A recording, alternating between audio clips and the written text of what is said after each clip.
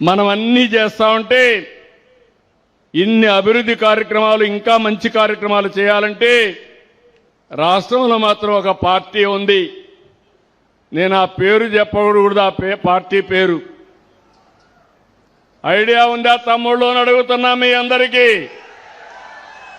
కాబట్టి నేను చెప్పను. ఆ పార్టీ ఫ్రస్ట్రేషన్లో ఉంది. ఆ పార్టీ బ్యాచ్ నేరాలు ఘోరాలకు తెగబడుతున్నారు. అసెంబ్లీకి రారు, బయట వస్తే అరాచకాలు చేస్తారు. నిన్నే కడపలో చూశాను. నేను చెప్పకపోతే శుభ సందర్భంలో కూడా ఈ రాష్ట్రంలో జరిగే విషయాలపైన మీకు చైతన్యం ఉండాలి. అప్పుడే అప్రమత్తంగా ఉంటాం. చరిత్రలో కూడా మీరు చూడండి, ప్రతి సంవత్సరం చరిత్రలో జరిగినటువంటి విషయాలన్నీ నరకాసురుని వధ చేస్తే దీపావళి పండుగ చేసుకుంటాం. దానికి కారణం అలాంటి వ్యక్తుల్ని గుర్తుపెట్టుకుంటేనే మంచి జరుగుతుందనే ఉద్దేశంతో అప్రమత్తంగా ఉండాలని చేస్తాం. నిన్నే కడపలో దస్తగిరి అనే వ్యక్తిని చంపేశారు. చంపిన తర్వాత ఇన్వెస్టిగేషన్ చేసి ఎవరు తప్పు చేస్తే వాళ్ళపైన యాక్షన్ తీసుకుంటాం. కానీ వాళ్ళు చేసేది చూస్తే వివేక హత్య తరహాలో మోసం చేయాలనుకున్నారు. మీకు అందరికీ జ్ఞాపకం ఉంటుంది, నేనే ముఖ్యమంత్రి. వివేకానందుడి హత్య జరిగింది.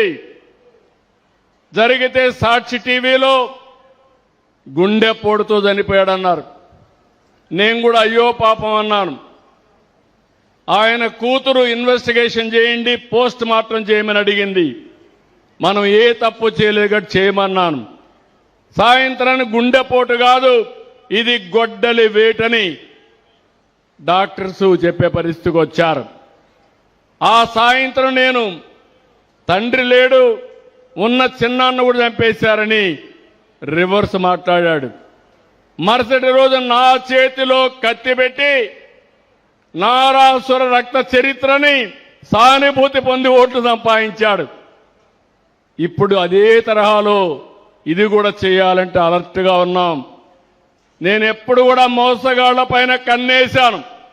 నేను ఎప్పుడు మోసగాళ్ల పైన కన్నేసి ఈ రాష్ట్రంలో ప్రజల రక్షణకు భరోసా ఉండదని మరొకసారి మీ అందరికీ హామీ ఇస్తున్నా. డబ్బు కోసం సొంత పార్టీ నేతలను సైతం కడతీర్చే కిల్లర్ పార్టీ ఆ పార్టీ. వాళ్లే చంపుతారు, వాళ్లే పరామర్శిస్తారు, అపోజిషన్ పైన నేరం పెడతారు, వాళ్లే న్యాయం చేయాలని డిమాండ్ చేస్తారు.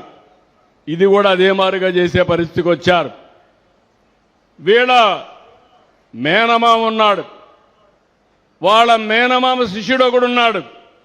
వీళ్ళందరూ కలిసి దొంగ వ్యాపారాలు చేసి, అవినీతి వ్యాపారాలు చేసి ఆస్తుల పంపకంలో అతన్ని చంపేసే పరిస్థితి వస్తారు.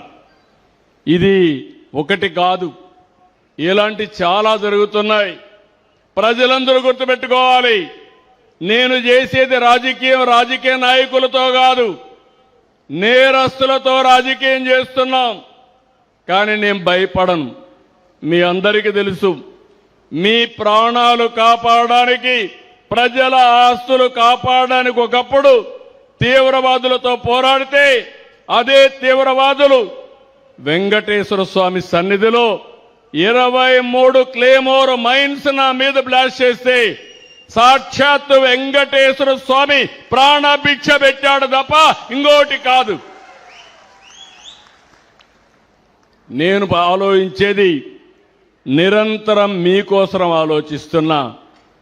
నిన్ననే కాకినాడలో ఒక ఎమ్మెల్సీ ఒక దళిత డ్రైవర్ని అతి ఘోరంగా చంపి, ఎంత అహంకారం అంటే ఆ డెడ్ బాడీ తీసుకుని డోర్ డెలివరీ ఇచ్చే పరిస్థితికి వచ్చారు ఆ రోజుల్లో.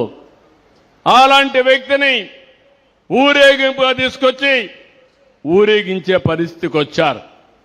నిన్న మళ్ళీ అందరినీ బెదిరించడం, సాక్షులకు డబ్బులు ఇవ్వడం, ఇలాంటి తప్పుడు పనులు చేసే పరిస్థితికి వచ్చారు. అడ్డంగా దొరికాడు. తప్పు చేస్తే ఇక్కడ ఉపేక్షించడానికి ఎవ్వరూ సిద్ధంగా ఉండరు. ఈ విషయాలు వీళ్ళు గుర్తుపెట్టుకోవాల్సిన అవసరం ఉంది. నేను అందుకే మీ అందరికీ ఒకటే చెప్తున్నాను,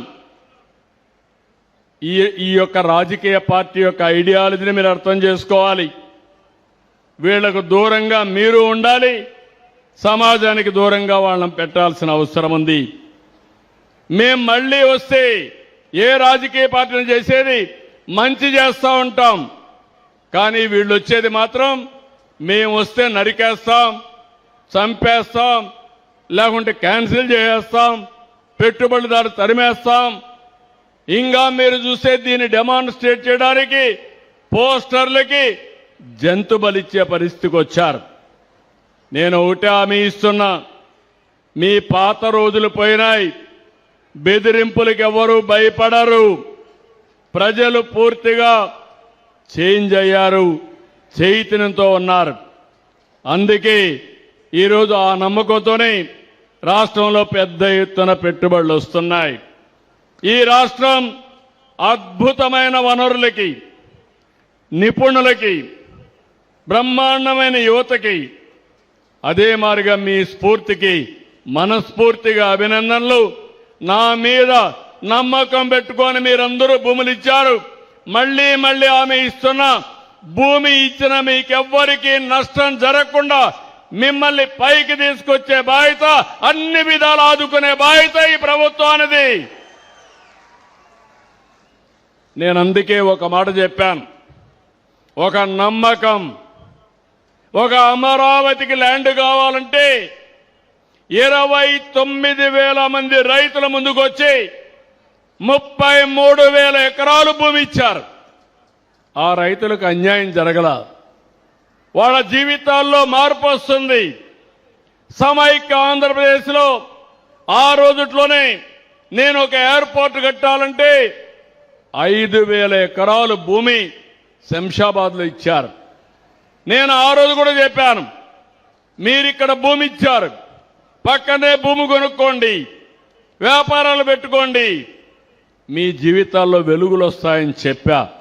నన్ను నమ్మారు, భూమి ఇచ్చారు, చెప్పింది చేశారు. ఇప్పుడు మీకు కూడా ఒకటి హామీ ఇస్తున్నా, ఇక్కడుండే రైతాంగానికి ఆదాయం వచ్చేట్టుగా, మీ పిల్లలకు ఉద్యోగాలు వచ్చేట్టుగా స్కిల్ డెవలప్మెంట్ చేయడమే కాకుండా మిమ్మల్ని చిన్న చిన్న పరిశ్రమలు పెట్టుకునేట్టుగా, వ్యాపారాలు పెట్టుకునేట్టుగా మిమ్మల్ని తయారు చేసే బాధ్యత ఈ ప్రభుత్వానిదని మరొక్కసారి మీ అందరికీ హామీ ఇస్తున్నాను. మీరు వేరే ప్రాంతానికి పోవాల్సిన అవసరం లేదు, ఇక్కడే ఉందాం. ఇప్పుడు పెట్టిన ఇండస్ట్రీ కూడా పొల్యూషన్ లేదు.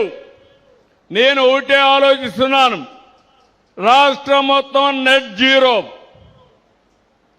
కాలుష్యం లేనటువంటి వాతావరణం, సర్క్యులర్ ఎకానమీ అంటే చెత్త నుంచి సంపద సృష్టించడం, కాలుష్యం లేకుండా ట్రీట్మెంట్ ఇచ్చి అది కూడా మనం ఉపయోగించుకునేట్టుగా.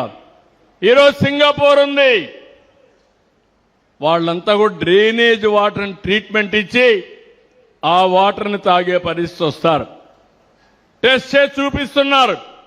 అలాంటి వాతావరణం మనం దానికి కాకపోయినా చెట్లకు ఉపయోగించుకునే పరిస్థితి వస్తుంది. అందుకే అందరికీ చెప్తున్నా, ఈ ప్రాంతం మీద ప్రత్యేకమైన శ్రద్ధ పెడతా. మీరు నా మీద, పవన్ కళ్యాణ్ పైన, ఎన్డీఏ ప్రభుత్వం పైన పూర్తి విశ్వాసం పెట్టారు. మిమ్మల్ని అన్ని విధాలా ఆదుకునే బాధ్యత ఈ ప్రభుత్వానిదని మరొక్కసారి మీ అందరికీ హామీ ఇస్తున్నా. At the same time I'm appealing, renew family, renew family, you are partners in Andhra Pradesh progress. From today on, yesterday onwards, even earlier you have invested, you have seen the atmosphere in Andhra Pradesh. It is positive climate. Anything, we are with you. We are promoting you not for the promotion of your company. We are promoting nation building. That is our commitment. Green energy is very, very important. you have selected right area. If you reduce power, then dependency on foreign countries will be reduced. Even yesterday we have seen somewhere there is a war, there is a LPG problem in Andhra Pradesh or remote area. If I am having more energy here, I can use that energy for cooking. Instead of LPG, I can go for cooking, and local fuel is very important. This is my nearest, it is my dear to my heart. Cost effective energy is my goal, and also clean energy is our goal. You are working in that field. I am very happy. Make Andhra Pradesh your main home, and you shift your office if necessary, either Visakhapatnam or Amaravati. Then you build your company, we will be with you. కాబట్టి నేను అదే చెప్తున్నా, మీ అందరి తరపున భరోసా ఇస్తున్నా. ఒక సిన్హా గారికి కాదు, పెట్టుబడులదారులందరికీ భరోసా ఇస్తున్నా. మీరు ఆంధ్రప్రదేశ్లో పెట్టండి. మీరు పెట్టే పెట్టుబడులు సేఫ్గా ఉంటాయి. అదే మాదిరిగా ఇది ప్రభుత్వం ఇచ్చే భరోసా, సిబిఎన్ ఇచ్చే భరోసా. ఆంధ్రప్రదేశ్ అభివృద్ధిలో భాగస్వాములు కావాలని ప్రతి ఒక్కరిని కోరుకుంటున్నా. ఒక new renew, Tata, Birla, Reliance, Adani, Jindal, any group for that matter, national, international, Google, everybody is coming here. I am proud of it because we are establishing that credibility. ఫైనల్గా మీ అందరికీ ఒకటే హామీ ఇస్తున్నాను. అనేక కష్టాలుండే రాష్ట్రాన్ని ఒక్కొక్క స్టెప్పే ముందుకు పోయి అధిగమిస్తున్నాం. అప్పుల పాలులో ఉండే రాష్ట్రాన్ని పూర్తిగా ఏ విధంగా రివైవ్ చేయాలనో ఒక ప్రణాళిక పెట్టుకున్నాం. 14% వడ్డీ రేటుతో తెచ్చారు. ఆస్తులు తాకట్టు పెట్టారు. కడాన మనం తాగే మద్యాన్ని కూడా 20 ఏళ్ళు 30 ఏళ్ళు తాకట్టు పెట్టి డబ్బులు తెచ్చే పరిస్థితి వచ్చారు. కేంద్ర ప్రభుత్వ స్కీములను నిలిపేశారు. ఒక్కొక్క స్టెప్పే అధిగమించాం. నేను ఒకటే చెప్తున్నాను, మేము కష్టపడేది ఈ రాష్ట్ర ప్రయోజనాల కోసం, పేదవాళ్ల ప్రయోజనాల కోసం. అందుకే సమీక్షము ఇస్తాం, అభివృద్ధి చేస్తాం, సుపరిపాలన. ఈరోజు మీరు చూశారు, మీరు ఎక్కడికి పోయే పని లేదు. మన మిత్ర వాట్సాప్ గవర్నెన్స్కి వెళ్తే అన్ని పనులు కూడా రియల్ టైంలో చేస్తాం. ఇంకా ఎవరైనా చేసుకోవడం తెలియకపోతే హాయ్ అని మెసేజ్ పెడితే మీరు అడిగిన పని చేసి మళ్ళీ మీకు చెప్పే బాధ్యత నేను తీసుకుంటానని మరొక్కసారి మీ అందరికీ హామీ ఇస్తున్నా. ఇలాంటి లక్ష్యాలతో హెల్తీ, వెల్తీ, హ్యాపీ ఆంధ్రప్రదేశ్ మనందరి లక్ష్యం. 2047 స్వర్ణాంధ్రప్రదేశ్ మన సంకల్పం. దీన్ని సాధిద్దాం. ఇదే స్ఫూర్తితో సహకరించండి. మొన్న 94% స్ట్రైక్ రేట్ ఇచ్చారు. ఇప్పుడు చేసే పనులు చూసిన తర్వాత 94% కంటే ఎక్కువ సీట్లు గెలిపించి ఈ రాష్ట్రానికి, ప్రపంచానికి ఆంధ్రప్రదేశ్ అభివృద్ధికి ఒక నమూనా అని చెప్పే బాధ్యత రాష్ట్ర ప్రజల పైన ఉంది. మీరు అది చేసి చూపిస్తే మీకు అండగా ఉండే బాధ్యత, మీ జీవితాలు నిరంతరం మార్చే బాధ్యత మాదని మరొకసారి హామీ ఇస్తూ అందరికీ నమస్కారాలు. జై హింద్, జై జన్మభూమి, జై భారత్, జై తెలుగు తల్లి.